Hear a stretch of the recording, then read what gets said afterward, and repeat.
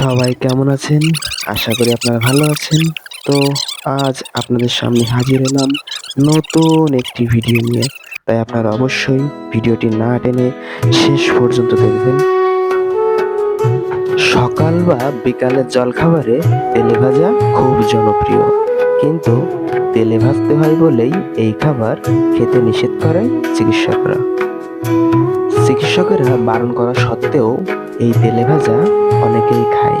এটাই স্বাভাবিক, কারণ চিকিৎসকরা বারণ করলে সবসময় মনকে সামলানো যায় না। তবে এর একটা উপায় আছে।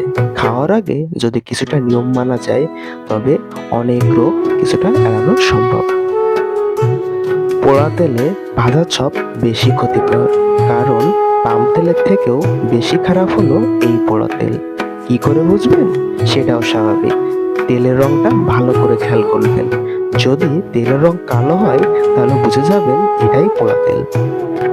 একেবারে টাটকা তেলের রং হবে স্বচ্ছ, আর 2-3 রাউন্ড ভাজা হলেই তা কালো হয়ে যায়। চপ খাওয়ার আগে অবশ্যই টুক করে উকি মেরে দেখে নিন তেলের রংটা কি। কালো হলেই সেই দিন আর খাবেন না, অপেক্ষা করবেন স্বচ্ছ তেলের জন্য। সাধারণত তেলে ভাজায় তেল জপজপ করে, তাই কাগজের ঠোঙায় ভরে দেওয়ার পরেও সেটি ভিজে যায়। তাই খাওয়ার আগে একটু অপেক্ষা করুন, দেখবেন কাগজটা চপ থেকে তেলটা শুষতে শুরু করছে। এতে আপনারই শরীর ভালো থাকবে। দুবার করে ভাজা চপ খাবেন না, তাতে বেশি তেল থাকার আশঙ্কা রয়েছে। চোখের সামনে বেসন মাখিয়ে ভাজা টাটকা চপই খান, এতে শরীরের বেশি ক্ষতি হয় না। একইভাবে বাসি চপ খাবেন না। দোকানে দরকার হলে 5 মিনিট অপেক্ষা করে দাঁড়ান, দাঁড়িয়ে থেকে চপ ভাজিয়ে খান, তাতে আপনার শরীরে উপকার হবে।